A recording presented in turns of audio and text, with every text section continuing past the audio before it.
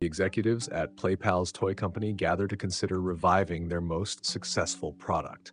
Convinced that relaunching the Good Guy doll line is in the company's best interest, CEO and President Chris Sullivan finalizes the decision, dismissing any lingering concerns with the statement, Andy Barclay is ancient history. Nobody remembers him. Nobody cares.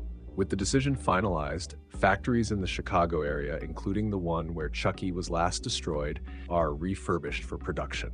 Chucky's remains are dropped into a vat where his blood mingles with fresh liquid plastic, resurrecting his dormant soul within a new Good Guy doll. To celebrate the relaunch, the executives unknowingly gift Mr. Sullivan the first newly reconstructed Chucky doll off the assembly line.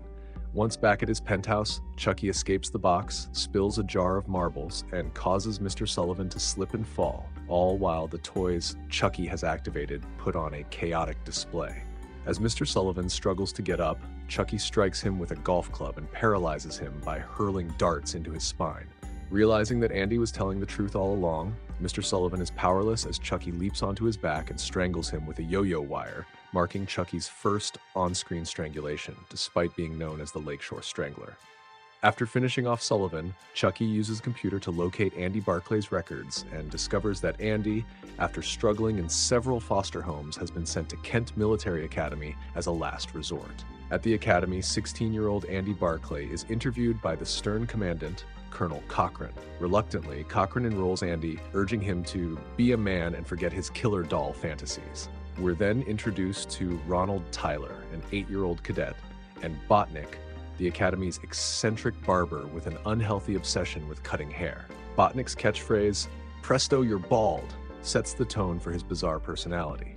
During Andy's haircut, a commercial for Good Guy dolls airs on TV, clearly unsettling him. Later, when Andy enters his room, he hears movement from behind the closet door. Cautiously opening it, a bound and gagged student falls to the floor. The student, Whitehurst, introduces himself as Andy's roommate. We then jump to a military formation where we meet Brett Shelton, a bully and the one responsible for tying up Whitehurst. We also meet Kristen De Silva, a sharp-eyed marksman who isn't afraid to stand up for others and quickly becomes a love interest for Andy. After the formation, Tyler visits Sergeant Clark, the mailing officer, hoping for news from his father. Though Clark has no updates, he tries to cheer Tyler up by asking him to deliver a package addressed to Barclay. Tyler agrees to deliver the package, but he proves to be the worst mailman ever. He repeatedly drops the package, almost as if he's doing it on purpose. Tyler eventually manages to drop it down a flight of stairs. The fall tears the brown wrapping paper, revealing a Good Guy doll inside. Intrigued, Tyler secretly takes the package to the armory department, where he eagerly opens it to check out the doll. To his shock, Chucky bursts out of the box and immediately scolds Tyler for committing a federal offense, an accusation that's oddly hilarious coming from a killer doll. Furious that his plans to possess Barclay's soul have been disrupted, which is funny in itself, considering Andy would be instantly suspicious of a package shaped like a Good Guy box, Chucky quickly realizes that with his soul in a new body and his identity still a secret, Tyler could be the perfect new target. Chucky befriends Tyler and introduces him to a game called Hide the Soul, which Tyler, unaware of its true nature, agrees to play. Their ritual is abruptly cut short when Colonel Cochran and a major enter the armory to take inventory for the upcoming war games. Disapproving of Tyler playing with a girlish doll, Cochran seizes Chucky and takes him outside to the field. Meanwhile, Barclay, who's practicing rifle techniques with other cadets, spots Cochran holding Chucky. Instantly, he realizes the doll has returned to haunt him once again. His worst fears are confirmed when he hears the garbage truck driver's cries as he's crushed under the trash compactor during Chucky's twisted escape attempt.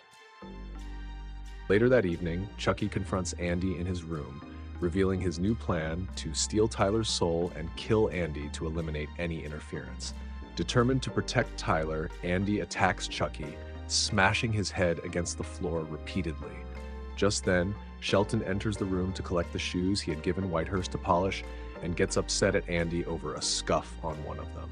Shelton decides to take the doll as a birthday gift for his sister and leaves. Does anyone else find it odd that Chucky just accepted his fate here? Did he know Shelton was coming, or was he really going to let Andy pummel him into the ground for a bit? Later that night, Andy sneaks into Shelton's room to retrieve the doll. When Chucky suddenly escapes, Andy, startled, accidentally wakes up Shelton. Furious, Shelton slams Andy against the wall before noticing that Chucky is missing. Determined to find the thief, Shelton forces all the cadets into a grueling exercise in the courtyard until someone confesses. As Andy tries to slip away, Shelton catches him. After a brief exchange with Andy landing a cheeky face punch, Shelton forces him back into the activity. Meanwhile, Chucky roams the juvenile corridor and stumbles upon a note left by Tyler, mistakenly interpreting "hide the soul" as an invitation to play hide and seek. I love how Tyler manages to frustrate Chucky without even trying. Honestly, I don't think anyone else in the series gets under his skin like Tyler does. Chucky eventually finds Tyler in Colonel Cochran's office, where they attempt to resume their game of hide the soul. However, they're interrupted once more, this time by cadets Kristen De Silva and Ivers, who are busy snooping through Andy's record. They discover Tyler and Chucky hiding in a closet, and De Silva, in a playful mood, decides to give Chucky a makeover. But their fun is cut short when they hear someone approaching, prompting the trio to flee, leaving Chucky behind. When Colonel Cochran enters his office, he casually tosses Chucky into a wastebasket. However, when he turns around, he's horrified to see Chucky has disappeared, only to then jump out, now brandishing a knife. The shock of it all is too much for Cochran, triggering a fatal heart attack, leaving Chucky in disbelief and dismay. The next morning at breakfast, Andy warns Tyler about Chucky, trying to explain that Chucky isn't just a toy, but a serious threat. Tyler dismisses Andy, insisting that Chucky just wants to play and that he's only jealous of their friendship. Unable to persuade Tyler otherwise, Andy gives him a pocket knife, instructing him to use it for protection if Chucky poses any danger. The next morning, as Officer Clark instructs the cadets for the upcoming war games, the Academy's menacing barber, Botnick, finishes giving a haircut to Whitehurst. After Whitehurst leaves, Botnick discovers Chucky in a cabinet and decides to give the doll a trim. Before he can start, Chucky retaliates by slashing Botnick's throat with a shaving knife, gleefully exclaiming, "Presto, you're dead!" and laughing maniacally. Whitehurst, who returns to retrieve his jacket, is horrified by the grisly scene and startled by Chucky's sudden boo. Terrified, he rushes back to his spot in line, where Andy realizes Whitehurst saw Chucky, but he won't admit it. Meanwhile, Chucky sneaks into the armory department and swaps the paint bullets in the red team's rifles for live ammunition. Once the instruction is over, the two teams head out in opposite directions. Tyler joins the red team, while De Silva, Andy, and Whitehurst make up the blue team. After arriving at their team bases, De Silva shares a scary story around the campfire. Andy steps away from the group, prompting De Silva to follow him. She leads him to a cliff overlooking a carnival, where they exchange first names and share a kiss. It's a touching scene worth noting. Interestingly, Chucky appears somewhat proud of Andy, even if just for a brief moment. Later that night, Andy swipes Shelton's reconnaissance map and asks Whitehurst to join him in rescuing Tyler. While Whitehurst declines to participate, he agrees to cover for Andy if anyone questions his absence. Soon after Andy leaves, Shelton discovers the map is missing. When Whitehurst's explanation falls short, Shelton deduces that Andy is betraying the team to claim glory by exposing the Reds first. Determined to stop him, Shelton immediately orders his team to mobilize. Meanwhile, Andy discovers that Chucky has already found and taken Tyler. Before Andy can start searching for them, he is cornered by Shelton and the blue team. In a secluded part of the woods, Chucky threatens Tyler with a Bowie knife. Acting in self-defense, Tyler stabs Chucky in the shoulder with a pocket knife and escapes, running into Andy and the blue team.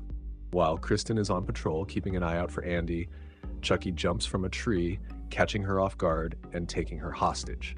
Chucky then radios Andy, threatening to detonate a grenade and take out De Silva if Tyler isn't delivered to him immediately.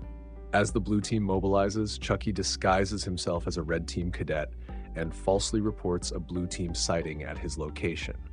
When the blue team arrives, the exchange between Tyler and De Silva goes smoothly until the red team suddenly descends upon the area and begins firing wildly. Amidst the chaos, Shelton is accidentally shot and killed in action, causing confusion and a ceasefire as the red team realizes they're using live ammunition. Shelton's lieutenant blames Andy for the chaos and starts a fight with him. Meanwhile, Tyler uses the distraction to flee down a hillside toward a nearby carnival. Before pursuing him, Chucky throws a grenade at the fighting cadets. Whitehurst, the only one to notice, bravely leaps onto the grenade, sacrificing himself to save the others.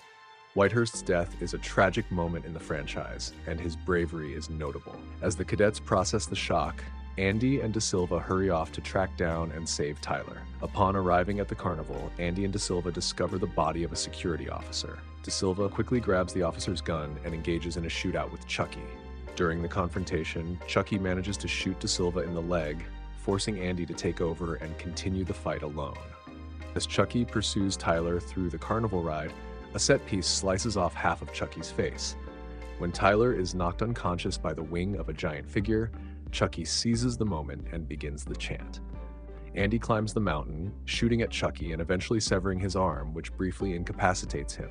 While Andy tends to Tyler, he accidentally drops him down the side of the mountain, but manages to hold on by Tyler's hand. Chucky takes advantage of the moment, leaping onto Andy from behind. Tyler hands Andy his pocket knife, which Andy uses to knock Chucky off balance. Chucky loses his grip and falls into a large fan, where he is ultimately defeated. As the scene settles, police and ambulances arrive. De Silva is loaded into an ambulance and taken to a nearby hospital, while Andy is taken by the police for questioning. And that's Child's Play 3. What was your favorite part of the movie? Be sure to let me know down in the comments. As strange as his thing for hair is, Botnick might just be my favorite part of this film. The whole setup to him cutting Chucky's hair is ridiculous, and I love it. Thank you all so much for sticking around until the end of this video. If you enjoyed the video, please leave a like, as it really helps the channel out. And if you're new here, don't forget to subscribe for more movie recaps. For those already subscribed, make sure to ring that notification bell so you never miss an upload. A video on Bride of Chucky will be coming soon, with Seed, Curse, and Cult to follow throughout next week. Following that, I plan on making a video on Child's Play 2019, and beyond that, I'm not too sure, but I have some ideas. However, I am happy to take on suggestions, so be sure to let me know of any movies you would like for me to cover. Thanks again for watching, and until next time, bye-bye.